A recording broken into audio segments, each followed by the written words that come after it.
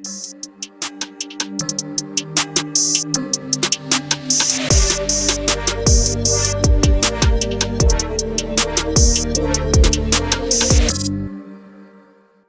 children, ഇന്ന് dual nature of radiation and matter എന്ന ചാപ്റ്ററിലെ ഒരു ക്വസ്റ്റ്യൻ ഏറ്റവും സിമ്പിളായിട്ട് എങ്ങനെ ചെയ്യാമെന്ന് നമുക്ക് നോക്കാം. അതായത് Einstein's photo electric equation, you are familiar with that, isn't it? അതായത് K max is equal to h nu minus phi 0. Here phi 0 എന്ന് പറയുന്നത് വർക്ക് ഫംഗ്ഷൻ, h nu എന്ന് പറയുന്നത് എനർജി ഓഫ് ഇൻസിഡൻറ്റ് ഫോട്ടോൺ. ഈ എച്ച് ന്യൂ എന്ന് പറയുമ്പോൾ frequency അത് sometimes അത് വേവ് ലെങ്ത് ആയിരിക്കും തരാം, wave length of the photon അല്ലേ. Or this equation we can write H C by lambda minus phi 0. Okay, ഈ വേവ് ലെങ്ത് നമുക്ക് എപ്പോഴും ക്വസ്റ്റ്യനിൽ തരുന്നത് ഒന്നില്ലെങ്കിൽ നാനോമീറ്ററിൽ അല്ലെങ്കിൽ ആങ്സ്ട്രോങ്ങിൽ. ഫൈ 0 എന്ന് പറയുന്ന വർക്ക് ഫംഗ്ഷൻ എപ്പോഴും നമുക്ക് ഇലക്ട്രോൺ വോൾട്ട് എന്ന യൂണിറ്റിലായിരിക്കും തരാം.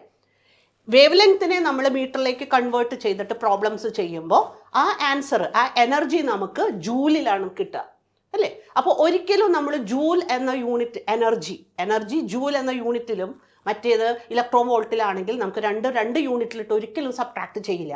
ഒന്നില്ലെങ്കിൽ രണ്ടിനെയും നമ്മൾ ജൂലിലേക്ക് ആക്കണം, അല്ലെങ്കിൽ രണ്ടിനെയും നമ്മൾ ഇലക്ട്രോൺ വോൾട്ടിലേക്ക് ആക്കണം അല്ലേ. അപ്പോൾ ഈ കേസിൽ നമുക്ക് നോക്കുമ്പോൾ ഈ energy of photon H C by lambda എന്നത് ഇത് ജൂലിലാണെങ്കിൽ ഇതിനെ ഇലക്ട്രോൺ വോൾട്ടിലാക്കണമെങ്കിൽ H C by lambda by E 1.6 into 10 raised to minus 19. അത് ചെയ്താൽ you will get energy in electron volt, isn't it? By E.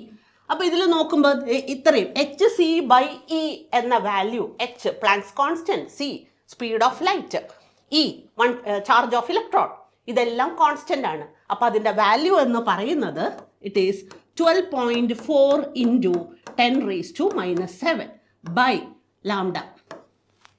ഇത് ചെയ്യുമ്പോൾ നമുക്ക് ഈസി ആയിട്ട് എനർജി ഇൻ ജൂലിനെ, ഇപ്പോൾ വേവ് ലെങ്ത് ആണ് തരുന്നതെങ്കിൽ ഈസി ആയിട്ട് നമുക്ക് ഇലക്ട്രോൺ വോൾട്ടിലേക്ക് കൺവേർട്ട് ചെയ്യാം. ഓക്കെ, നമുക്കൊരു പ്രോബ്ലം നോക്കാം ഇതെങ്ങനെ ചെയ്യാന്നുള്ളത്. Here, light of wavelength 200 nanometer fall on a metal surface having work function 2 electron volt. The maximum kinetic energy of emitted electron is. So, here we use K max is equal to what?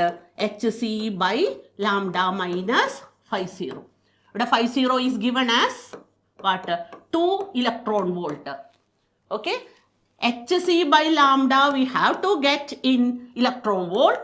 So we will divide by E, Hc by E the value, that is 12.4 into 10 raised to minus 7 by lambda. Lambda should be converted to meter, but is 200 nanometer, that is 2 into 10 raised to minus 7 meter. So we can easily convert 12.4 by 2 is what? 6.2 electron volt, isn't it? So K max is equal to what?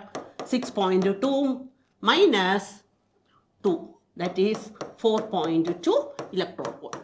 So we can easily do such problems if you know the value of Hc by E, which is 12.4 into 10 raised to minus 7. Okay, thank you.